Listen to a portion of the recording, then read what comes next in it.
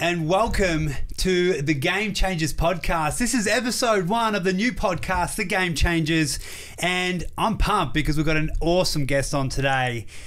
He is a game changer, hence been on the show, but it is none other than Heston Russel, ex-commando, politician, leader of the Australian Values Party. Welcome, my man. How you doing? Hey, good, Andy. Thanks for having me as number 1, mate. Geez, no pressure. I know, no pressure at all. You're leading the way here, but look, that's what you do. You're a leader, and this is why I wanted you on the show, my friend, because you're doing some big things, and I do see you as a game changer. I mean, you are challenging the norm. You're cutting through, and there's a lot of things taking place in our country, in our culture, that I think you're really going to represent at a high level. So I'm pumped to have you on the show, my man. And again, it's an honor. Thanks for being number 1. Thank you, brother. Really appreciate it, mate. You're just building up the expectations. So let's do it, eh? Let's do it. All right. So look, I mean, I think it'd be really good to help people understand who you are and where you come from. I mean, you are a complex individual. You are a politician. You are an ex-commando. You are so many different things, but how would you describe your identity? Like, who are you? That's it. All these labels, eh? I know. Mate? I'm Heston Russel, and it's taken me a long time to realise that it's okay just being me, but there's a lot of things that I can do. There's a lot of things I have the responsibility to do, and I'm not a person who can sit there and put my skills or knowledge or to waste when I see that there are problems that needs to be fixed, problems that can help make life better for others. So like you said, mate, I grew up, went to school, went to the army, did all sorts of amazing things, and then got exposed the last couple of years to the true crisis in our country, the crisis of leadership, and all the impacts that's had on our everyday lives, the mental health crisis we're now in. And we're recording this, mate, 1 week to go to the federal election where I'm running as a senator here in Queensland, and that's all about change. And I've got an amazing team who are running with me. And it's all about trying to achieve cultural change at the top level, because that is where we need to set the precedent to help others see what can be achieved and to take action to change in their own lives as well. I love that. And man, I couldn't agree with you more. We need change. We need new leadership. We need to really, I guess, get more transparency across the board in politics, in media, in so many facets of our culture. And that's why I'm excited to see where you start to take this. I think we've got some more inspiring people in the ring, which is great, than we've ever had before because of the crisis that has taken place over the last 2 years. But we're going to get into your political career shortly. I just want to say that one of the things that drew me towards you first and foremost was your standards, and coming from the personal development space and loving health and fitness, and the way you bring these standards into politics, I think is absolutely incredible. But we'll go into why that's taken place, but I want to know more, where did that come from? Who were you growing up? Where did your values, I guess, get created? Yeah, good question, mate. Look, my childhood was interesting. I was brought up in an army family. Dad was in the military. 5 generations of my family been in the military. Wow, and I didn't know that. We travelled around, and I guess I was always around people who were in the military, and I really got to see a lot of those standards, from discipline to health and fitness, just to like their personalities, how engaging they were, and now as I've become an adult, and as I'm sure you know as well, you get to realise that from people who have perspective, have lived, and actually appreciate what is important in life. And I, wasn't a popular kid. I was the fat kid in high school. I really had a lot of, social problems. I just couldn't find a way to fit in. I kept trying to look at what I needed to change about me to make others like me. But I just knew that the one thing that I wanted to do was to join the army, and actually always, since I was about a teenager, join the Special Forces. So I decided as soon as I finished school, I was straight down to Canberra and straight down to ADFA. And that's where I finally got to be in an environment where everyone was taken back to square one. There was no popularity. You didn't know everyone from day one, and you were finally assessed on your competence and character every single day, and you're all being taught brand new things. And I'm a very quick learner, and I'm someone who enjoys getting along with people. So be able to be good at your job and a good person, and have that directly apply to increase success in what your job and profession is. I was in heaven. And since then, mate, the 16 years I ended up serving in the military has done nothing but further instill those same values in me, send me around the world to appreciate how important that is, and how important people are at the fundamental of every capability, project, whatever you want to do, and to appreciate what can be achieved when you focus on purpose and people, as opposed to profit or labels or anything else in between. Very true, my friend. And I guess I'm really curious right now about the leadership component, because the military is renowned for teaching and instilling incredible leadership skills. Do you feel like you had some natural leadership ability growing up, or just within you, maybe through your parents, etc., or do you feel like you learnt most of that in the military? Mate, I was a terrible leader when I turned up at ADFA. This whole question is leadership born or created, born or taught. For me, leadership, there's a science component to leadership, and I'll talk about that. But when you talk about natural leadership, what I've found, that comes from people simply being confident with who they are and their own identity. Natural leadership comes from people being confident in who they are and what they can do for the right reasons. And I'm now a better leader outside of the military because I finally am comfortable with who I am at a personal level, and can then apply all of that science and experience that I've been taught into truly being able to employ leadership. And leadership is a service to others. So many people get this wrong, where they think, you know, being a leader is a position, is a status, and that's one element. But leadership is the art of motivating people to achieve tasks and motivating them through inspiration. And the science of leadership, we're taught this day one, week one. There are three components to being a leader. There is the authority that you're given through your rank, title, or position, and that authority is your ability to make decisions, delegate tasks and authority. But where people go wrong with it, that authority is meant to be your responsibility to do that, your responsibility to accept risk, your responsibility to make decisions to protect those you're responsible for. But where leaders go wrong and become authoritarian leaders, the weakest form of leadership, is they think that that's their entitlement. That's what they're entitled to do because of their rank, their position, and their ability to make those decisions. The other element that is a constant is management. You know, management of people, of resources, you know, making those decisions within your authority, within the risk. And then the final element, the capstone, the difference between good leaders and bad leaders, is leadership. That ability to motivate people through inspiration, with the best form of leadership being leadership by example, because you can't fake that. That is where authenticity and accountability determine whether you're leading by example or you're just putting it on as an act. So unless you have that trilogy worked out, what happens when you don't have leadership, you end up having leaders who manage people relying on their authority and end up motivating through control, through fear, through what they can hold over you or take away from you or provide you with extrinsic reward. Whereas leadership is all about the intrinsic motivation, uniting people with purpose and making you want to do something because you feel a part of the team or a part of that purpose, and you're invested in the outcome. So as when the leader is not there, you are still inspired to be able to continue on with that task because you know why you're doing what you're doing. I love this. That's a very quick. That's awesome. That's 16 years worth of army training in a 2-minute section. Man, you said so much there. I want to take apart so much of what you just said, but you spoke a little bit about identity. Obviously, we've got leadership, and then in my mind, I was just thinking about the ladder to leadership, and you can't have or be a true leader if you don't have confidence in some realm, right? And I think that you can't have that confidence if you aren't truly authentic, because being inauthentic and not knowing your true identity clashes in your conscience. So if your conscience is clashed, or you have this conflict of conscience, you can't be authentic, you can't know yourself, and you cannot be a leader. Would you agree with that? Mate, I'm smiling like a Cheshire cat here because like it's no secret that I went through my own mental health crisis when I left the military, and so much of that came down to inauthenticity. Because 2012, I was a commando, platoon commander on my second deployment in Afghanistan. I deployed with my team of 44 commandos, and over that 5-month period, we conducted 67 missions by helicopters outside the wire. Killed 117 bad guys, captured hundreds more. I personally killed, a bunch of bad guys, and I got to do the job that you see in the movies, but more so the job that I'd spent 18 months training with my guys and the last 9 years in the military training to do. And I felt so accomplished.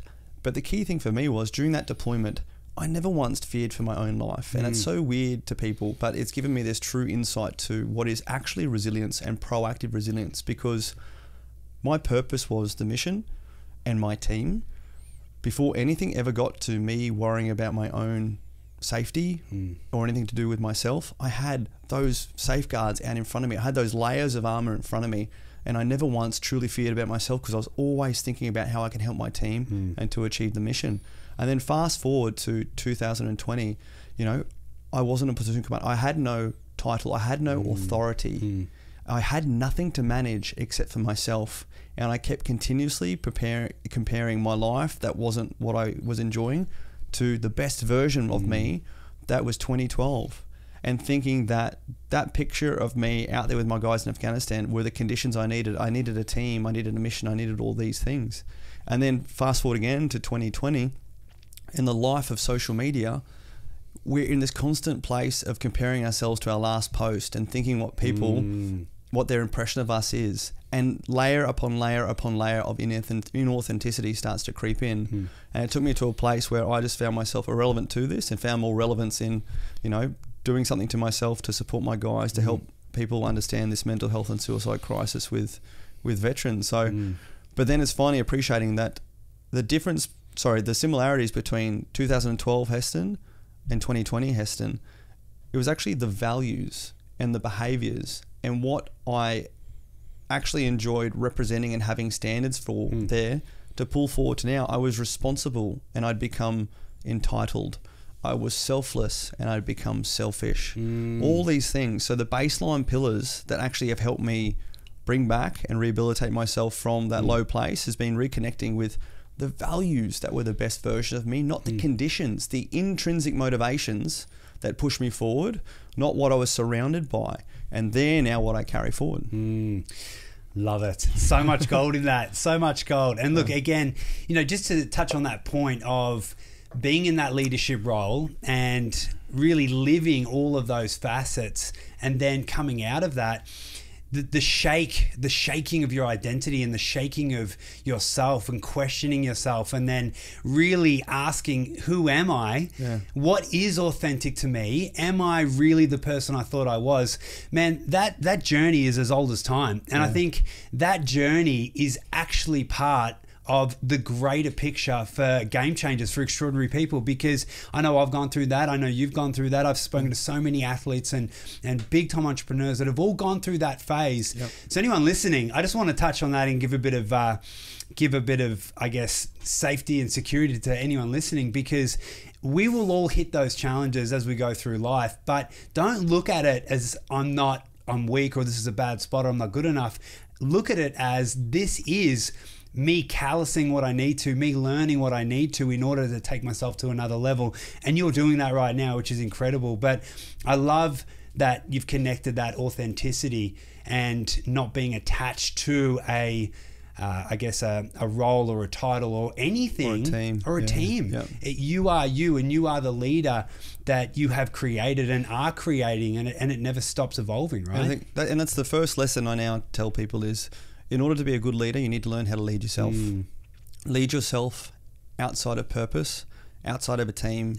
Those personal standards you maintain when there's no extrinsic element to keep you accountable. And that's that authenticity, and that's that self-accountability piece. And that's what I miss. So ever since I turned up to the Defence Force Academy as a 17-year-old, through to when I found myself at that low point, I'd never been alone in my life. I'd always had a team, and also being able to accept that I perform better when I am responsible for people or with people. That's just who I am. I was better when I had a purpose, and I thrive with purpose, but recognizing that I don't need to always have purpose to survive, and actually making that difference and that distinguishment there. But it comes down to learning to lead yourself, and that has been the life lesson I've carried forward. And that's why I say I never fully learnt to lead myself during that time in the military, because I always had all those other elements. But now outside of it, and now that I've been able to do that and connect with who Heston Russel is outside of anything else, now I'm a better leader than I've ever been in my life, because I'm confident with myself.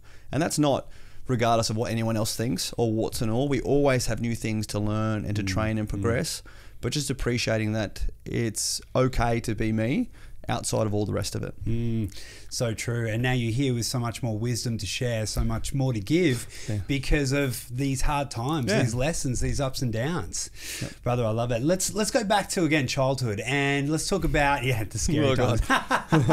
So let's talk about your parents, because look, the Australian Values Party. Values is such an interesting topic in itself. I think a lot of Australians have lost their sense of values. A lot of people don't understand what values actually are.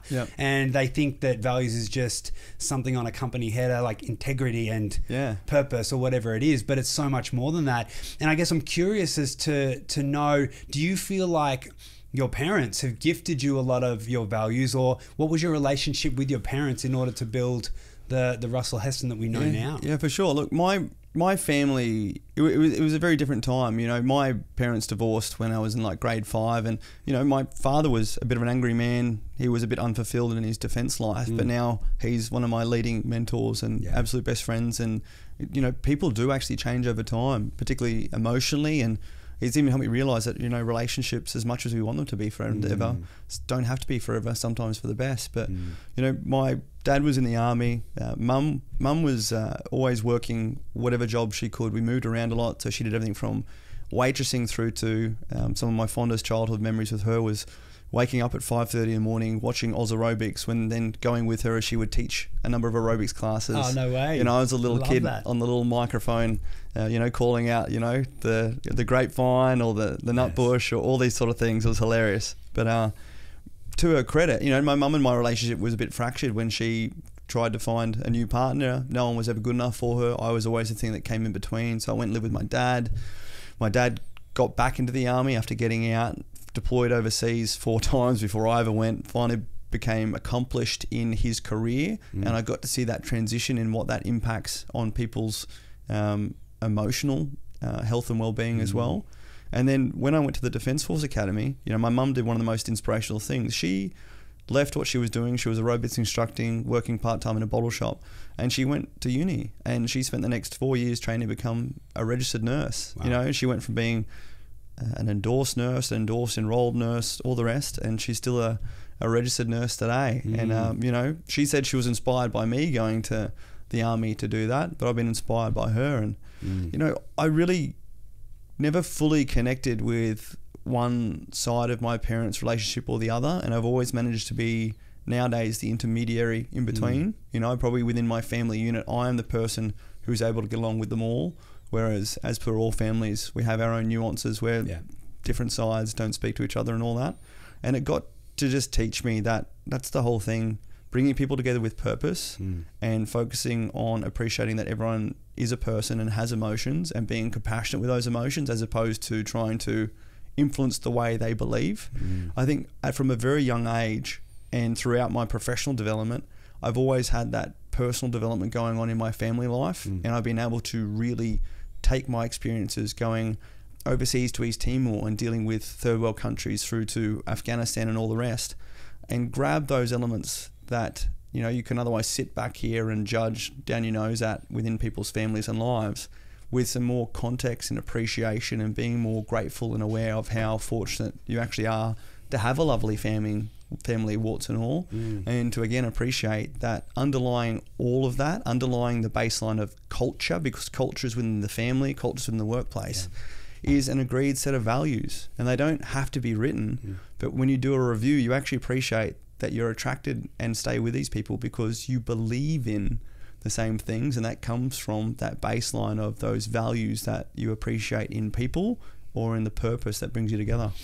I love that, and look, I think that's so powerful. Shout out to your mum. Is it Barb? Barbara, Barb, Nurse Barb. Nurse Barb. That's the hashtag I see Nurse on social. Barb, right? Nurse Barb. Shout out to you. What an inspiration. But I love to hear that journey, and it's so true. You know, I think we've got to give our parents a bit of stop giving them so much flack. A lot of the times we were very hard on our parents, aren't we? I was a of a kid, I honestly made my life difficult. I can imagine. And my dad Mark is out there today, like in the rain, hammering in call flutes. Like he's the most organised dude. He's got Dad's army out there, like manning pre-polling locations. Like these are the people that, and they've been for me when there's been no one else around, mate. When it hasn't been trending to, hang out with me, or I haven't got a shiny purpose that people try and come towards. And they really have been that bedrock for me then and now.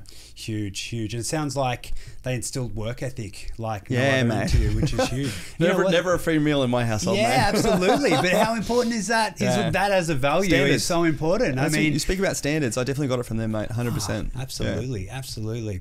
So let's fast forward a little bit to then moving into the army. So you were 17 when you joined the army. I mean, you're a baby still at 17. I just turned 17 That's in Queensland. crazy. My birthday's November, so I turned 17 straight down 17, I was doing my apprenticeship, getting in fights, doing all sorts of naughty stuff. I was doing the same. Yeah. Mate, I got locked up my first year at ADFA for getting in a fight. I had a fake ID the whole year. Mate, the ABC already knows this stuff, I'm sure. It's waiting to come out just before the election. Not, so take note, guys. Oh, who cares? We're ready. Mate, I've lived. Get amongst it. Exactly. Yeah. So talk about that. What motivated you to say, I'm going to join the army? Clearly your dad was in the army, you were exposed to that, but again, you're young at that stage. You could have done so many things. Well, not really. I think for me, that's where I saw my future, because I wasn't happy with where I was. And to be honest, like from grade 8 and 9, when I was the fat, unpopular kid at high school, like, mate, I never had a girlfriend, never had any of that, couldn't get invited to parties, all that. So I am very good at fixing myself to a purpose, and everything else in between is a means to an end. So I fixated on achieving the scores I needed to go down to the Defence Force Academy. And from grade 10, when I first rocked up at the defence recruiting, affixed my identity and my purpose to joining the military, and just cracked on. And I was able to withstand all of the loneliness and discomfort and rejection that I experienced throughout my high school, knowing that I was going to go and do that, which isn't a healthy thing to do at all. Trust me, on reflection, it's absolutely not. But that was the means to an end. And when I finally achieved that, that's why I threw everything into it. And fortunate for me, like I said before, it provided me with everything that I love and cherish, from learning new things, relevant, tangible things, through to the fitness, the community, playing rugby, having like-minded people around you, the excitement, like constant, I'm OCD, ADHD at the best of the time, that constant sort of extrinsic motivation and all of that. And it really lived up to it. And that's why I personally feel that, a true part of me was developed during my childhood, but I just constantly think that my life now sort of began once I finished high school. I literally have just compartmentalized my high school life, and there's fun memories, but it's not something I look back on at all. Like, I'd burn it to the ground if I could. No. Well, look, interesting. And again, going into that, I mean, you speak very highly of your experience there, and I want to get into the experience a little bit more. I've often wondered, I've had this discussion a few times, as a nation, you see countries like Singapore, and there's a lot of other countries that have mandatory military training at a certain age. Do you think that we would benefit as a country to have mandatory military involvement for a couple of years, or with the skill sets that we learned from there? Such good questions, because as we've spoken about before, when I left the military, I brought the brand Barry's Boot Camp from the US, and during that time I opened it in Singapore as well, and I got to spend over a year there learning how I was going to build this business over there, completely knew everything. And that's when I first got exposed to that culture. They have their national service, but what they also have is, so you do your 2 years mandatory service, and then another 10 years worth of part-time call up if need be, and as a part of that, each year you go back in and complete a fitness assessment, and if you score different levels of that fitness assessment, then the government will provide you with incentive towards training or education or all of these things. And it's the most amazing proactive policy and system that is actually designed to keep people fit and healthy and put less strain on their medical and health system, while at the same time provides this common baseline of discipline, self-organization, all of these things. And I've looked at this in detail, because to answer your question, I believe, yes, that's something that our country needs so badly, but our country, that would not fly. That would not fly at all, mate. Compulsory military service, the place would tear itself apart. So I don't know if you've seen, one of our policies, mate, on Australian values is a full-time humanitarian assistance and disaster relief force that's modelled off the US National Guard and Peace Corps concept combined. And I say that because it's a National Guard here supporting at home, and unarmed, unmilitary trained, but has all of the other elements, including organisational structure, uniformity, discipline, standards and training. with the military without the weaponry and tactics, and then is also what's it called?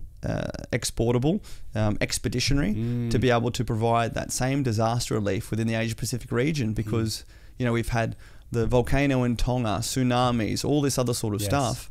Providing young people with the opportunity where, hey, if you finish school and want to go do 2 or 4 years in this full-time humanitarian assistance and disaster relief force, and provide support to floods, fires, but also preparing and preventing those through all the conditions we can do with our environment, and support our local community, then we might provide you with, I don't know, the first year of a university free, or free credit toward qualification in some critical trades. What you do is unknowingly motivate people to go and achieve the purpose, that to provide the same outcomes, but also help to alleviate what I believe is one of the most dangerous things in our nation at the moment: people not having that perspective, people becoming so isolated on our bubble that we just so easily take for granted, and instead get drawn into these academic conversations and judgments. Whereas if someone goes to East Timor for 3 months and sees how others are actually living, they come back to our country so much more grateful for what we have. And you have to show people, you can't tell people. And to be able to do that through providing them purpose, helping others, is the most satisfying thing I've ever found in my life. When I was in the military, I was paid to have a team to fly around the world to fight bullies and support people who couldn't support themselves. And there is nothing more fulfilling than doing that. And being able to provide young Australians with that purpose to go and do that, and that perspective, and then come back, I just know that you'll have better people who can then go on to achieve whatever else they want. So that's why, mate, to answer that, like, I've literally developed that policy to be able to achieve that in a positive way, not just be deceitful and try and achieve that, but that's what we need. And also, there is a full-time need to stop spending billions of dollars, pouring them into second and third world nations in the Asia Pacific, because I've deployed to them all and know that that money gets stuck at the government and doesn't go down and reach the people. So the best commodity we have from a foreign policy perspective, from actually helping people, is getting young Australians, pouring that money into training them up in TAFE courses, carpentry, all the rest, have them go overseas and help people, medical training, all that, and then come back and be better citizens, having actually been the end result investment of our foreign affairs and trade money. So I love that, man. And so I want to ask you this question, going back to your military experience. You know, what was your experience like? I guess there's parts of this, isn't it? There's being in the military, and then there's actually being a commando in the fight, and being on tour, as you guys say, right? So what was your experience on tour? I mean, you just mentioned before that you've killed people, that you've mentioned before that you've been in the thick of some intense situations. How do you handle that mentally and emotionally? Like, you seem pretty leveled out sort of dude. You didn't come back and you're not crazy or anything. So how did you handle that? Like I said, mate, that was the best version of me. I mean, the whole thing for me is, I think accountability, authenticity, and reality is, you know, those are those things that inspire me the most. And being in combat is the most accountable thing you can ever do, because you can't bluff your way through it. You know, there's bullets going both ways, there's bombs going off. You know, if you make a wrong move, you get shot. If you don't achieve your mission, you can tangibly see the results of your actions. And that's what I love. And particularly for me, that first big deployment came at the end of so much training, investment, and connection with my team. I felt like a proud dad or a proud uncle. And I say that funny because I was close to the youngest person in the platoon and still the commander of it.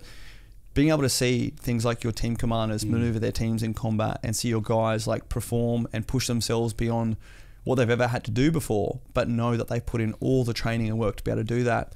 And the amount of time, mate, we would spend 7 to 14 days planning a mission before going out and just doing the mission 4 hours on the ground. We were so professional in putting in all of the effort and energy, and there was no bluffing through it. Like, that deployment was long days, long hours, planning multiple missions in simultaneous periods of themselves, and having to try and remember which mission we were going on, because you have to book drones overhead 14 days in advance, brief helicopters 7 days in advance, gather intelligence pictures. Just so much information needed, so much work required. Then you have to actually go out there and face the danger. And it was incredible. It was inspiring to see how hard the human mind, body and spirit can go, how incredible teams can actually work together with purpose when you put in the effort. Could you imagine just, you know yourself in business these days, it's hard to find good people who can truly and naturally align with initiative and everything else that you need to be done. We were at a point, mate, where I didn't even need to say things, and the teams and the guys already do it. You felt like you had this telepathic connection. Absolutely incredible. And I say this when corporates want me to come in and talk about, leadership and the hardest form of leadership, combat leadership. I'm like, combat leadership is the easiest form of leadership, because you don't need to motivate your team too much, because the purpose is right there and it comes down to life and death. Yes. The hardest form of leadership is career leadership, when there isn't such an obvious purpose to motivate people, when you actually have to tap into people at the human and emotional level, when there are so many other extrinsic motivations, their family, finances, other job offers, trying to pull them in different directions, through to having all those conditions that impact on our personal life, our identity, our family, our feelings, all the rest. It's so very, very different. And I was very blessed to be in the commandos in such a high combat tempo, mate. If I wasn't in Afghanistan, we were flying around Asia Pacific region doing preparatory stuff to make sure we knew people, we had the relationships in case something did happen. I was in Iraq with a group that we were planning and fighting against ISIS, the modern day evil on this earth. And again, in Afghanistan, mate, I lost one of my best guys, Corporal Scott Smith. And I say this in one of the most devastating and gory ways you'll ever seen, like having someone that you've worked with for so long to literally, disappear and have to try and find as much of him as you can to send back to his family. You wanted to just lay down and cry and die. But at that same time, there's 40 of my guys who, when this big bomb goes off to kill Scott, every enemy in the country is trying to attack you, and we're only on day one, and that was a 3-day mission. Wow. To see the guys just step up and not fight on with anger, but fight on because they wanted to honour Scott, and they wanted to do everything they could to make sure that his loss wasn't in vain. Mate, I literally talk about this when I give a speech on Anzac Day or whatever. I saw the Anzac spirit, I saw the Australian spirit, I saw the true amazingness and courage of humanity right there. And once you've seen that, and once you know that can be achieved, it's an incredible milestone to wish to be able to pull others forward to get to again. But it's an incredible responsibility to carry forward into everything that you do, knowing what can truly be achieved when you put in the effort, train the right people, and find the right purpose. And that's that whole sort of baseline, jet burner that I have behind me, knowing that there's so much more to life and so much more to what I've been blessed to being exposed to, that I could not live with myself if I didn't try and continue to carry that forward. Wow, so much there, man. I mean, I would just want to take this opportunity quickly to thank you for your service, and thank you, Scott. Yeah. Scott's family. I mean, he literally sacrificed his life for the greater mission and greater vision, and for the country, really. And I think, he died. He died literally making sure he was our engineer clearing IEDs, and he even pushed the whole team back because he saw that was a dodgy piece, and he won a commendation for gallantry from that action.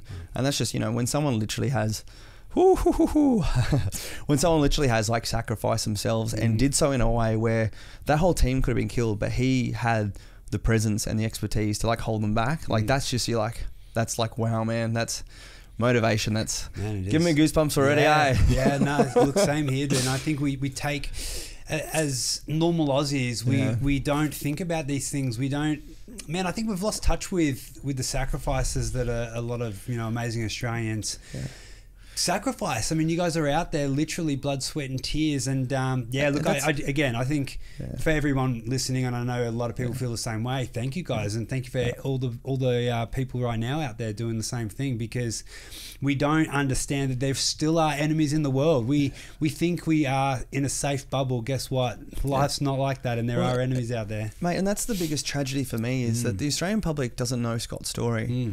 And like I said to you before, the ABC on the 21st of October 2020 came out with their story where a Marine heard a pop on a radio in Afghanistan and accused my platoon of murdering someone. And the 21st of October 2012 is the day that Scott died. So instead of Australia knowing Scott's story and that incredible display of humanity and courage and all the rest, on that day, like, the Australian taxpayer-funded broadcaster released a story that accused Scott and the rest of my platoon of being war criminals. And just this last month, they had to apologise with a silent email to me. But Australia still doesn't know Scott's story. Australia still doesn't know any one of those 67 missions that we conducted in those 5 months, let alone the 12 years the Special Operations Task Group was there. And that's the incredible tragedy to me. That is one story of thousands. And they are the stories young Australians and old Australians and everyone else in between needs to know and hear about, because they're real. There's no opinion to it. There are facts. I have days worth of helmet cam footage, and so do all the other guys, that we're not allowed to release, and it's sitting there because we are so reactive in our systems and processes, and we're too afraid to show something that's heroic or patriotic that can actually inspire our nation, because we're worried about if someone will take offense to what someone was seeing. Like, it was war, it was real. People need to see that, not sit behind their desks, Google something, compare it to a movie they saw, and cast judgments based on morality 10 or 12 or 20 years in advance. And that's why, like, you can imagine, I sit there, mate, having all of this lived experience, watching the conversations and the topics that are pulling our society apart at the moment, going, like, what is this place? Where am I? Yeah. And just knowing what should be and could be brought forward, funded by taxpayers, but instead is turned into something that someone wants to weaponize for their own progression or whatever other agenda they have. Which blows my mind, because I mean, you guys are out there as commandos fighting for our nation, protecting us, and then you come home and we're attacking you. And I mean, that surely, look, I know you're a good man, you've got forgiveness in your heart, but surely there's been moments where you come back and you think, you ungrateful, because look, man, I feel like that a lot in my life anyway, so I can't imagine sacrificing your life for the public, and then you got to cop that sort of stuff. Well, the key part is, and that's when the ABC made that article, that's when I started the Voice of a Veteran movement, where I basically got a Squarespace website, mate, and posted a petition, because after that, the government released this Burton Report war crimes thing, and they wanted to remove the honours and awards from over 3,000 people. That included Scott, that included 20 fallen, and that's when I just went, like, this is my time to represent those who aren't here to fight for themselves. And I put a petition on there calling on the government to reverse their decision. And within 2 weeks, mate, 90,000 people signed that petition. Wow. And that's what shot me into the media. I was on all mainstream media just calling people to sign that petition, and the government backpedaled, and a few months later reversed that decision. And that's what restored my faith in society. Love that. Because until that time, I, like so many others, was just influenced by media and believed that what was, aka the squeaky wheel, was the fact. But the majority of Australians love our defence personnel and connect with them, and there are over 600,000 veterans in Australia. So everyone in our country has some form of a direct or indirect attachment to someone who's served in their military throughout their family history, and it's only those who probably don't are those who truly have this agenda that's been provided by some elements of the media. And that's also the part. I hold those 3 individual reporters from that ABC story accountable, not the entire ABC. However, over the last couple of years, the ABC Investigations Unit has just proven to be so uncaring of what they do, wanting to report stories and attack patriotism regardless. So I have issues with that element, but I'm not going to do what they do to us and cast blame across all of them. But that huge important story that I was provided through that, terrible crisis for myself and my team was that the media doesn't represent the majority of Australia. It represents the squeaky wheel, and we need to make sure that we reconnect with what is the reality and the actual heart and soul of our nation. That's the people on the ground. And too often, they're the ones like you and I who just have had enough of the media and otherwise don't engage. But when you get out there and speak to them, get it straight from their mouth that they do support and they do know the reality, and they're the people we need to be able to reach more. Absolutely. Couldn't agree more. Back to your story. I mean, epic, intense. It's so many different things all in one. One thing comes to mind one quote comes to mind: "He who sweats more in practice bleeds less in war." When you're talking about just the planning and the discipline and the rehearsal to get into that as a team and a unit, and clearly that practice, that training, that standard of holding each other accountable immediately impacted the way you as a platoon operated on that day when you lost the incredible Scott, right? And so you lose Scott, this is day one of your mission. How do you then as an individual, and I want to get to another question shortly about how you became the leader when you're so young, but how do you then as an individual literally face death, and on top of that mourning, grief, loss, all the other emotions, and then as a unit pull your shit together and then move forward? Tell me about that experience. What does that look like? Mate, that is truly, again, when I compare myself back to the best version of me, there is this photo that one of my cheeky sergeants took, and it's me over a map that he ended up weighing down with these American hand grenades, and I'm there pointing at the map with my knife, and I've got the majority of my platoon around me, the rest is out on security. And mate, we embrace all technology. Like nearly all of our orders are given on PowerPoint presentations because they have to be kept and go up to all sorts of different people. And you know, we are so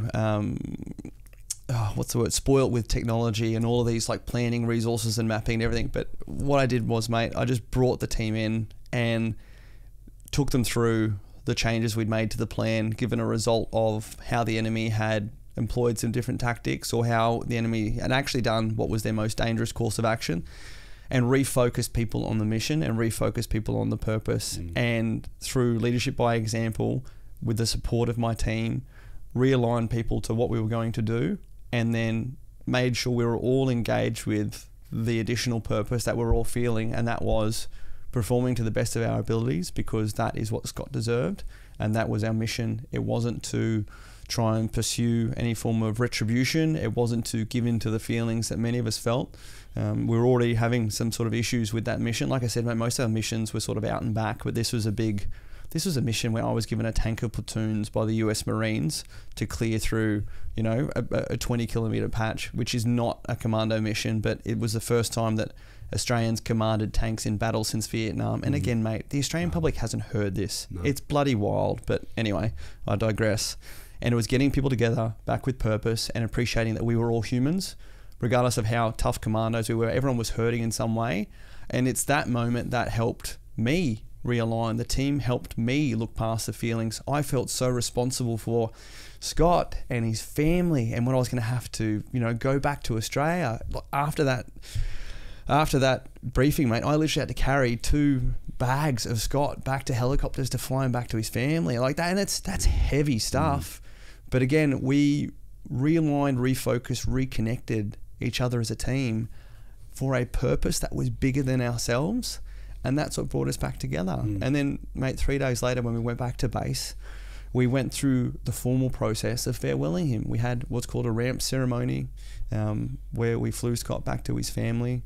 We had our own, you know, funeral for him, all that sort of stuff. And it helps me appreciate the importance of those sort of formal processes to provide people with closure, or at least with progression in their own grieving processes. But yeah, just coming back and connecting to people at a human level, as opposed to sitting there and just telling them what to do. That's that point where, again, time spent in preparation and sweating beforehand, you can't suddenly manufacture those emotional bonds with people. And this is where usually authoritarian leaders fail.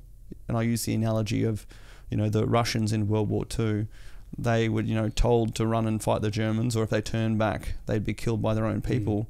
And there became a period where they willingly just ran back into their own fire because they were more motivated by the fear on that side than they were on their own. So if you use authoritative leadership to manipulate through control or fear, when you get to a point where people generally don't care what you do to them because they're hurting or they're impacted at an emotional level, it's too late to try and manufacture those human connections with them. And luckily for me, having been with my team for so long beforehand, through being exposed, training with them, held accountable transparently every single day, I already had those relationships. So everyone trusted and believed and knew, and I was able to show them that I was vulnerable. They could see the grief in my face, and they connected with that and knew, you know, well, we're all in this together. So we pushed on and made it happen. Man, it's inspiring. Geez, you're taking me back, mate. Mate, I compartmentalize this stuff, yeah, hey? well, that's right. I mean, this is the stuff that I think Australians need to hear, and I'm so proud of you, dude. It's incredible. And one of the things that I often say to my clients and just to individuals is that 80% of leadership is self-leadership, and the role of a self-leader every day is to overcome fear, self-doubt, and do what has to be done, even when they don't feel like it. And everything you've just described is so that, you know, like, and I think this is what we need to learn as a nation, as individuals, that self-leadership, to keep pushing forward no matter what happens. And I mean, if you can do it under those circumstances, I think a lot of the people listening can do it under some of the more minor circumstances that happen in life. So I think these stories are absolutely inspiring. And I think the one key thing I'd probably like to draw out of that in hindsight reflection is that self-doubt, self-saboteur, imposter syndrome was never something I dealt with or had to deal with during that trip. I don't know how to best say this. Given the amount of work that we had put in, you know, we'd done a whole year worth of the domestic counterterrorism role beforehand, where you're on a short notice to move to respond to a terrorist incident anywhere in the country, and that mission is a no-fail mission. It is literally, you have to risk your lives to save the hostages as quickly as possible type stuff. We would go to the range and shoot until our fingers and hands hurt. Like, everything, every part of our martial skill sets was instinctive. You know, like, mate, we were the best shots. We used to shoot to hit people between their eyes and their nose, you know, not the center of scene mass. And we applied that over in Afghanistan type stuff, because if someone had a suicide IED vest, it hits the medulla oblongata and blah, blah, blah, blah, blah. So I remember every time we went on a mission, I knew we were never going to get beaten. You know, one of us might get killed or injured because that's just what happens. But as far as like my platoon being beaten by another enemy force, like, mate, I could call in the finger of God from platforms overhead.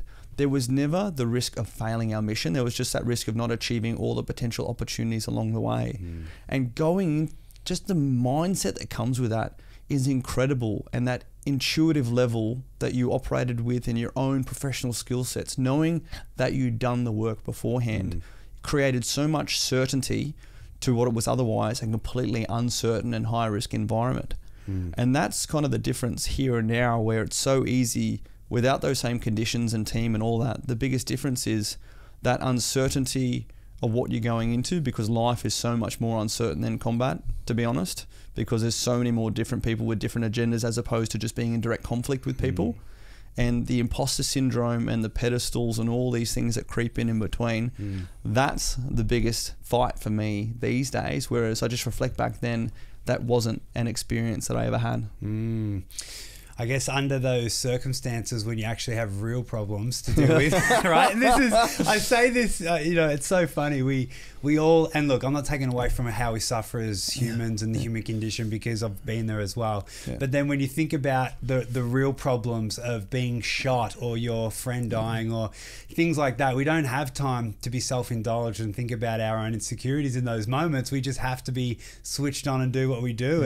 And again, I mean, let's just quickly go to some lessons, because this is some really huge stuff. Just what are 2 lessons that you've taken away? You did 67 missions as a commando, correct? They're just on that trip, yeah. Just on that trip. So how many in total? I've ended up doing over 100 combat missions. Wow. 2015, I deployed a year to the US on exchange with them, and that was my 4th trip to Afghanistan, and I did a lot more there. So over 100 combat missions. What are 2 lessons that you can give us on self-leadership that you think would be valuable for Australians to listen to right now? The number one thing I've ever learned when it comes to leadership is simply this: be good at your job and be a good person. It is so easy for people to just focus on the outputs and being good at your job. And trust me, particularly in combat, you can imagine there's times like, just do that and don't ask questions. My whole life has taught me the time you can spend to bring people along the mission, explaining to them why they need to do what they do and connecting them with that purpose. So if you're not in between directing, they can continue on with it. And also the dividend that will pay by forging those bonds and those connections at that human and emotional level are worth the time and investment. But it's so much harder to do because unless that is authentically you, it's not going to happen. That's my first lesson.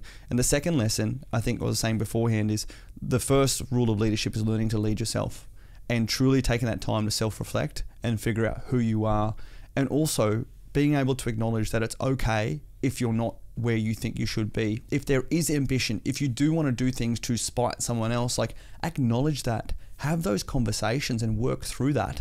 Because as soon as you try and cover that up by pretending to be authentic, that is the opposite and the worst weapon that is going to work against you, because people, when crisis happens, will see that. Because I guess my third quick lesson is the true test of culture and character is during crisis or during success. People say that they rise to the occasion. People fall to their level of training and experience. And I've learnt that time and time again. And sometimes people rise to that occasion at the personal, passionate level because they're pushed into that fight or flight, life or death, but it's usually to serve and protect someone else, like a mother protecting their child, things like that. But when it comes down to it, people will be selfish or go into self-survival mode or look at what's in it for them when they are in crisis or in success. And that is when you know who are the true people, who are your true friends, who you can actually rely on when, you know, the world turns against you. Oh, I fucking love those lessons. They were gold, man. I was getting amped up just then. I gave you the little finger poke because dude, those lessons, and I love that line. We don't rise to the occasion. I say the same thing. We don't rise to the occasion. We sink to our level of training 100%. And our level of standards, right? 100%. And I think, have a look at COVID, mate. Have a look at COVID and the politicians of our country.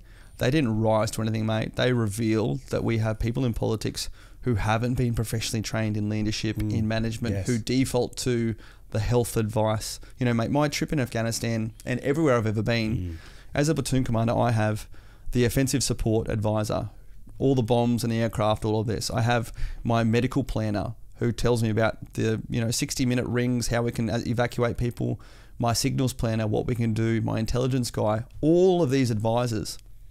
And often this one gives you this piece of advice, which means that you can't do this piece of advice. And your job is to put that together and make a decision. And when I see a leader stand up and say, and bring their advisor and say, I'm going to default to the medical advice, that's the expertise. No, mate, your job is to make the decision, weighing up all of the different elements, accepting that risk that your authority provides you to do, and inspiring people through connecting them with the national purpose. And what I've seen is untrained leaders default to their authority and management tools and abdicate responsibility to advice as opposed to do their damn job. And that was really insightful for me. And you see, when you simply focus on one of those elements, great, the physical impacts of COVID and whatnot, the mental health, suicide crisis, small businesses that have been destroyed, family, substance abuse, domestic violence, all the rest. Listen to those advisors too, mate, and you've got to find the balance, because that's your job as a leader. And not only did a lot of them not listen, but a lot of them denied that it even existed, and that's a real shame. So, man, amazing lessons. I know I just got so much value from that. I know our listeners will as well, for sure. Look, I want to change gears a little bit, and as we said, there's so much more to Heston Russel than... Too much. There's so much. Oh, complicated guy. Mate, and it's been that, but aren't we all? Well, I've had, you've probably got more experience than me. I've had agents, management companies, brands try and come to me and put me in a box. They're like, hey, what label do we put you on? Gay, special forces, all these sorts of things. I was like, no. That's where those layers of inauthenticity creep in. And in this day and age of limited attention span, rapid consumption, people just want a quick 1-minute video. What's your brand? It's uncomfortable for people. And when it's uncomfortable for people, they attack it, they deny it, they try and block it out. So it's been a fascinating place, mate, because there's, not trying to be selfish, there's so much you want to get out. And just appreciate that it's too much for people to understand. So you got to try and piecemeal it out, eh? So true. So changing gears a little bit, let's talk about the other dimensions of you, and let's talk about sexuality, because this comes up a lot in the media, and I'm sure it comes up a lot in your life.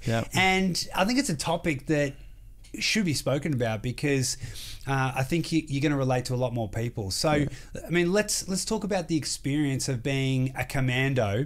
And I mean, I haven't been in the military, so I can't. I'm just speaking from a guy looking from the outside in, but seems like clearly a very masculine, macho environment. Absolutely. And so as a commando coming out as a gay man as well, what was the experience like coming to terms or bringing those two together? Well, I never did. So I kept myself completely... So I rejected my sexuality because it did not conform to what I believed was meant to be the stereotypical image of an alpha male commando officer, all those sort of good things. And however, from an early time within the commandos, I completely rejected the alpha male ideology. I completely learned that if you try and be the alpha male, you're always going to find someone who's more, quote, alpha male, bigger than you. And when I finished my career instructing on and leading the selection course, I introduced this catchphrase I call the alphabetical male. Your job is to motivate people through inspiration by connecting with them at a human level. And if that means you need to be subservient to whatever ideology they have, then you do, because you're focusing on the purpose, not your own ego. But within the commandos, like, you know, I was in a unit of 800 people, 400 of those were the qualified operators, all men. And there was not a single openly gay person. And I really fought with that identity piece where I was living at Sydney at the same time, you know, which is very open and proud of its gay community. But there's a particular feminine element of the gay community that was heavily rejected by the typical masculine model. And I rejected that completely as well. So because I never wanted anything to enter into that daily accountability based on competence and character, I literally, you know, shut out my sexuality and compartmentalized my own emotions and feelings in that way. And it wasn't until I got posted to the US in 2015 and hanging around with some friends that I found in LA that I met professional gay men who you didn't know were gay until someone else told you. And I had never met someone like that in my life. So just like I was as a kid identifying with those military people and those values that I saw, I suddenly had exposure to a different influence that I appreciated I could be. And it was during that period that I started to allow myself to embrace myself, and I actually finally accepted my sexuality in 2015 and 16 and finally told 3 people, my sister, my mum and my dad. And I've never come out because I don't believe anyone should have to come out, because I've realized that I am still me regardless of any of those labels. But what I then found myself with a conundrum was, you know, when I got back to Australia in 2016, I'd gone through all of those incredible experiences with all of my guys and all the other deployments I've had in between. And I found myself thinking, holy cow, will they think that I've been lying to them and holding something back from them the whole time, when we have been nothing but so transparent and accountable to each other the whole time? So that was the next thing that I struggled with. And I ended up leaving the military in 2017. And instead, I just moved off to become my new life, where I completely detached from the military, had myself, my boyfriend Blake, and chose to just live completely shut out from the military. And that's where the next part of my identity crisis came, because now I finally was able to put them two together and appreciate that regardless of any label or any past, I'm still Heston Russel here and now. So it was really, really unique. And particularly for me, all the amazing things I was able to achieve with my team and training and all of that, some of my guys are the ones who said this, like, we wish you had felt comfortable to tell us. And I'm the first person to tell them that I just wasn't comfortable myself. But because we were high performing elite guys, we're like, just think, mate, there's always probably that 5%, even 2% of you that was focused on concealing that secret in some way, shape or form. Imagine if you were able to bring that extra 5% to what we were doing, what else could be achieved. And that is so true, you know. I never ever literally ever found myself attractive to any of my dudes. Like, it just wasn't, the two never meshed together. But you still find yourself saying, like, you know, you walk into the communal showers or whatever, and it's like, make sure no one checks you, like sees you randomly like casting your eye over, and you're not checking them out, but you're constantly on hyper vigilant alert for this weakness being exposed. And as I look back on it, it's enough to make you go crazy. But I mean, I love that stuff because it makes you understand yourself so much more, eh? Man, it must have been challenging going through that and just battling that within yourself. I mean, you probably, I think we're the hardest on ourselves, and you must, someone with such high standards in a high performance arena, you must have been really hard on yourself. When you did come out and or not come out, but as you said, told people and accepted it, you know, was there people in the military or in your life that didn't accept it, or and if so, how did you deal with that? Mate, I was yet to find a single person from my personal life of military who didn't accept it. And the biggest issue for me was my entire military life, particularly what I was struggling with this. I existed outside of the military, like outside of work hours on the weekends, mainly engaging with family and maybe like rugby friends, but I didn't live. So I compartmentalized all of those emotional needs to have a partner, all of that, even, actually being physically sexual. I compartmentalized so much of that because I didn't want it impacting on my primary purpose and my true passion, which was my job. So it's only really once I left the military, and this was at 2017. What was I? Oh, bloody hell. How old am I now? I mean, I was 32, That's only when I truly started to live, and that was to my own detriment. I was not emotionally mature. I was emotionally intelligent. I knew all these things, but I had never had to address, face, embrace, and feel my own emotions at that personal relationship level. And that's where I have all of these skills and expertise and assets to bring to the table, but I was emotionally immature, and it was destructive because all of a sudden, once you start to feel love and emotion, you just throw yourself into it with every ounce of you, which is a lot that you can bring to the table. That's huge, man. I think that's again another snapshot golden nugget right there, which is that so many of us are emotionally intelligent, but I think a huge proportion of that are not emotionally mature. And I think you cannot really be a game changer and a high performer unless you are both emotionally intelligent and emotionally mature. Agreed. And it is so freaking uncomfortable to be emotionally mature because you have to have those hard conversations at a deeper level and really look at yourself, don't you? Your inner demons, your good side, be vulnerable. Vulnerable. And that's the whole thing, man. I'd never been vulnerable in my life. Yeah, of course. I'd always been, whether it's my family or the missions I had or even helping my guys with their lives and their problems, I'm an expert problem solver. And I'm fantastic. And my love language is acts of service. I love being able to do things for others. To ask others for help is my biggest weakness. And it nearly took me to a place where I thought about taking my own life, mate. And coming to grips with the difference between weakness and vulnerability and actually in embracing your vulnerability responsibly is how you can actually amplify and connect with people at a higher emotional level. That's been that self-discovery lesson over the last 4 or 5 years. Yeah, huge. Let's touch on what you just said about, the moment in your life where you almost took your own life. I mean, again, I think mental health is such a huge issue. I don't know if you know much about my story, but my little brother committed suicide, and I really get that side of things. I have a lot of empathy, and part of my mission personally is to help people with that element. But I think it is there's such a lack of knowledge in Australia. Although the awareness is there, I still don't think the knowledge and understanding is there, and we have, especially in men, I forget the exact stat, but it's, what is it, like 3 or 4 suicides every 3 minutes or something? Something crazy. Yeah. So, again, don't quote me on that stat, by the way, but it's something similar. But tell us about that period of life for you, and how did that happen, and how did you exit it? Yeah, well, ever since, I left the Barry's business 2019 through conditions that, weren't of my own choosing, and my relationship with my partner, Blake, started to break down because our relationship was built so much about that combined purpose with the business Barry's, including our whole social life.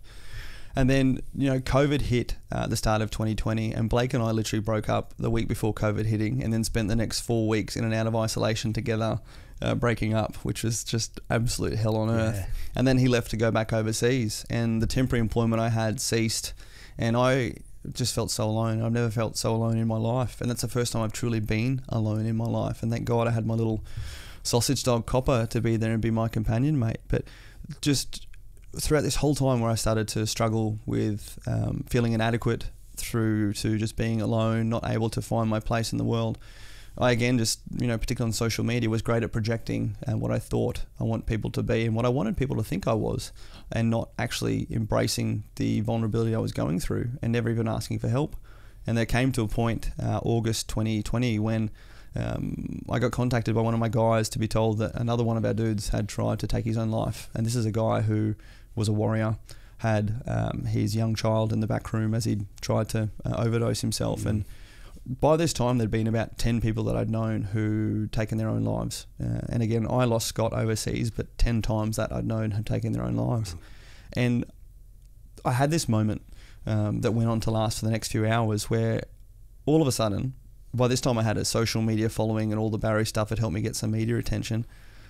There was a moment where all of a sudden every ounce of my training and expertise in planning and the rest went into developing a plan where I would take my own life and leave all of this information out there to help people understand the reason why so many people were taking their own lives. And through that action, I'd be able to help solve the suicide problem and the mental health problem for veterans. And I sat there and I wrote emails and I planned it all out to the nth degree, like I was planning a commando mission in Afghanistan. And as the tale goes, my dog was asleep the whole time, and he literally came and put his head on my lap at about 3 hours into this ordeal I was in, because it was time to feed him. And straight away, mate, that purpose outside of self, he needed me to feed him, like snapped me to it. And I sort of sat and looked at what I'd written for this parliamentarian to read out in the Senate and all the rest, and just went like, what are you doing? Like, you are the most skilled and trained person to be able to put this into action yourself. Why are you going to outsource it to someone else and rely on them to achieve the standard you need? But the true reflection for me was that I'd always thought that suicide came from a place of despair, drinking yourself to the bottom of the bottle in misery and all this. I had never felt more motivated and purposeful in the last 4 years than I did in that moment. And I realized it just took a moment for people to literally convince themselves. It was the most logical thing. I wasn't looking for sympathy. I felt so much relevance to be able to do that. And that is the biggest lesson I took for that now moving forward in the last couple of years, working in the veteran community and campaigning for the Royal Commission in Defence and Veteran Suicide, appreciating that suicide is so different and it can only take a moment. And that's where we need to make sure that people maintain purpose and maintain hope to keep them out of drawing into those areas, but also appreciate that unfortunately some people can find purpose and hope in doing that. And it's just such a difficult thing to do. But number one, keeping people surrounded by community, keeping people around them that can help them be accountable to themselves and remain engaged outside of their own head and their own space. I completely agree with that, man, for sure. And again, thank God you didn't do it, and also what great lessons to bring forward and share with others. Let's move to your political career, because again, there's so much we could talk about with you, and it feels so dirty then talking about politics, eh? It really does. Like, I don't want to be remembered for politics. This is just the next means to helping solve problems and help people, eh? Yeah, but it makes sense, you know. It makes sense, and I think it's needed right now more than ever. What a perfect time for you to enter politics, I think, because we are in a situation as a nation where it is a crisis. It's a crisis of trust, faith, belief. A crisis of so many things: mental health crisis, financial crisis, the economy, and so many people are hurting. When was the moment, and what got you in to say, I'm going to start a political party, or I'm going to get into politics? Because it could seem a little bit random coming from being a commando into Barry's boot camp and these other facets. Tell me that story. It was, so when I campaigned for with a team and achieved the Royal Commission in April last year, I then built up a charity called Veteran Support Force to help veterans and families come in and engage with the Royal Commission. And the reason why I pushed so hard for the Royal Commission was recognising that while there is combat trauma in the veteran community, the majority is called moral injury or moral trauma, which comes from having your beliefs undermined, feeling abandoned, feeling abused, and a lot of that comes from the transition, leaving that all-immersive and motivating environment to a life outside that doesn't align with many of those values, that purpose, and particularly the Department of Veterans Affairs that doesn't truly compassionately and empathetically support our veterans the way it's designed to do. And then appreciating that as a part of healing from trauma, you know, veterans needed a Royal Commission to provide them with two things: recognising their trauma and accountability for that. Because trauma sits and eats and festers and burrows deeper. You can't paint or gloss over it. You have to dig it out. And that's when I carried that forward and realised that that's what was needed, and achieved that. And then the fall of Afghanistan in August last year was a turning point, when those scenes in Kabul, I woke up to seeing the Taliban sitting at the presidential table, where on my first trip to Afghanistan, I was a personal security officer for Prime Minister Julia Gillard, and she'd sat at that table, and I saw that. And next thing, I was called by dozens of veterans who were Vietnam veterans, who were triggered and having proper emotional issues watching those scenes, remembering the fall of Saigon and having all of these memories re-triggered, and basically saying, you know, we've done it again. We haven't learned from what we did beforehand, and history has repeated. And all of the hard work potentially feeling like it was being undone. through the actions of our government who dropped the ball over the try line, essentially, mate. And that's when I turned to my friend Sam and said to her, you know, we need to be in there to prevent these things as opposed to continuously mopping up and fixing the problems on the outside. And mate, I literally took to social media on Instagram in a bit of a passionate state, and 2 weeks later we had 2,000 members and the Australian Values Party was formed. Wow. And it's all about pushing upstream, being proactive, preventative, and putting my entire life's worth of lived experience from the military, but also from everything else outside, now into knowing that I have been at taxpayers' expense, trained and developed to do this job from the highest level of qualification standard I can provide to it. It's crazy, man. We're a week out from voting. We're a week away. Literally. And literally. So I don't know when you're going to be listening to this, whoever's listening, but as of today, this is Sunday morning, and we are Sunday the 15th. Sunday afternoon now. We've crossed over. There you go. But moving into being a week away from getting to vote. And I tell you what, I've been going on about this for about a year and a bit on my socials and interviewing people saying, you know, I've personally been angry a lot. Everyone knows that. I'm not going to hide that. Because, mate, the country, this is what I realised. The country has been traumatised. I spoke about moral injury and moral trauma. When your beliefs are undermined, when you feel abandoned or abused by those who are meant to be responsible for you, that is what has happened. So many people, my guys and us, we've been trained to deal with this. Everyday Australians have had their lives impacted. They've lost their businesses. Either way, the light at the end of the tunnel has been shifted, distorted, or found to have to be progressed on a different path, which most people have not been ready for.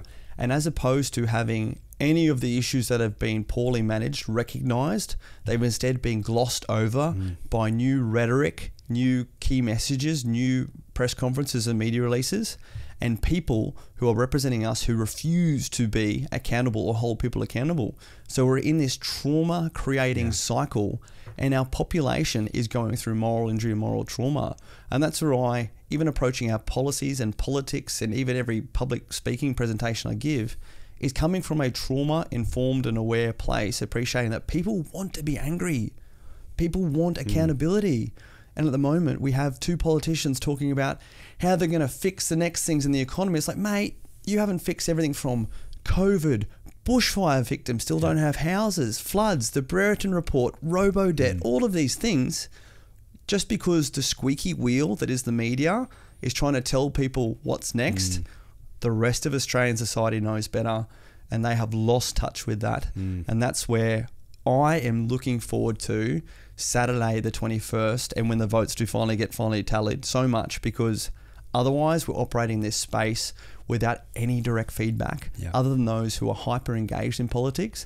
But there's going to be 17 million people in our country, and it's going to be a decision point for me personally, mate, to either help restore my belief that so much of what we see in here is just the squeaky wheel small percentage, or if I made a total miscalculation and there's more to be achieved. And that's where I've been so disappointed this election campaign, because I've been on the media so much campaigning for veterans issues, but as soon as it became political 6 weeks ago, completely shut out. Even the people who I thought I had personal relationships with, who've been there helping us out with a platform on mainstream media, complete shut out. And that's where I've tried to keep the tinfoil out of my hat, but just appreciating how evil and inauthentic this current system of media perpetuating and positioning and propping up our politicians, having politicians who need media to provide them with that affirmation, that relevance, and all of that just being inside this little bubble that is put out there to distract people, as opposed to what could actually be achieved if we had real people who cared about the purpose of our country, developing our policies and being our politicians, and being in there to actually create and affect that change. So true. And I don't know the exact stats, but I think more people have registered to vote than ever before. And I think, look, there could be an absolute turnaround, and I really hope there is. I will be a lot of my faith in the country will be restored if we see something great happen with the minor parties. And so, look, I think you're doing an amazing job. I think a lot of the other minor parties are doing a great job as well. I will be very interested to see the outcome, and I hope that we get some change, and we really do get to see you being a game changer at that level. But you know, we don't have long to go on this interview, and I just want to wrap up with a couple of quick questions, one of which is, Australian Values Party. Yeah. Why are you different? Why should I even believe you as a politician? Aren't all politicians liars? Yeah, good. But let me know, man. Good question, mate. I call it the Australian Values Party, mate, directly from my personal journey where I told you about reconnecting with those elements that made the best version of me regardless of the environment, and that was those values set. And I actually went and Googled because I'm like, what are our Australian values? And there is an Australian value statement maintained by the Department of Home Affairs that everyone who wants to come into Australia and be an Australian citizen has to sign and agree to. The first value is respect for the freedom and dignity of the individual. And my job is to solve problems and solve systems fast and learn quickly. And when I look around and see borders being closed, vaccine mandates, and everything else that has gone on, I'm like, hold on. If we were having a true scorecard here, none of those decisions would be allowed past our very first Australian value. And there are 7 values, mate, and the last value is a fair go that embraces mutual respect and compassion for those in need. And again, I apply that to the same context. And in the military, you're always assessed on your KPIs, your performance outcomes, but parallel to that was an agreed values statement that you were assessed on each month or each quarter against how you did what you did. And if you failed here, that was worse than failing in your performance outcomes. And we remove people from the commandos for their conduct before their performance, mate. And when I realised that we're in a country who uses a budget, which is a management tool, and unemployment statistics and economic statistics to identify and justify the success of our country, that's when I realised we're defaulting to managers who rely on authority as their leadership technique. And there's no scorecard to say how we're doing, what we're doing. And we're seeing that with the people and the behaviours we've got from politics. So, mate, if people go to our policies page, australianvalues.org.au/policies, you'll see how we think, what we think. And there's some amazing planning that's gone into solving multiple problems with one policies. But at the end of the day, we're a party who's grabbed the Australian value statement, wants to turn it into a Bill of Rights and responsibilities for our country, will be held accountable to the Australian people first and foremost, with every single policy having to be justified against those 7 principles, regardless of which party wants us to give them our preferences inside Parliament. So dare I say it, we're bringing a process into politics, and the team of 12 candidates, 8 of them are veterans, first responders, over 150 years of veteran and first responder experience within there, bringing a baseline of people who are trained and qualified in coordination, cooperation, organisational skills, health and wellness, teamwork, communication, planning, because we need those people to be able to focus on purpose, not their own progression or in-party fighting and the rest, to be in there because when there's a pandemic or an issue without precedent, it doesn't matter what people's policies are, it matters on the people at the table to make those decisions. And we're not looking to take over being Prime Minister, mate. We're vying to get some of us in there to be a balance of power, because then you can actually hold the government accountable for the next 3 years between elections, while unfortunately as a nation we only get an election each 3 years to be able to do that directly. And this is why this election is so important. So important, mate. Mate, again, thank you for being on the show. What's your final wisdom or final message for all the Game Changer listeners right now? Don't be the only person in your life holding yourself back. For too long, particularly when I left the Defence Force, I never thought I was good enough. I let that imposter syndrome creep in. And every single time I've actually gone out there and done it for the right reasons, that's the difference, having that authentic purpose, I've been met with success. And it's difficult, it's hard, particularly if you think you need other people's affirmation to do that. But while you do that, and particularly when you reach that success or failure, focus on that final lesson, be good at your job and be a good person, because how you do what you do will set the pathway and precedent for the future you. And time again, amazing people have come back into my life, and thank goodness I abided by that principle back then, because they have been able to bring all of their lived experience and everything else into amplifying, magnifying and supporting our purpose together here and now. Heston Russel, you are a game changer. Thank you for joining me on the show. Thanks for having me, Andy.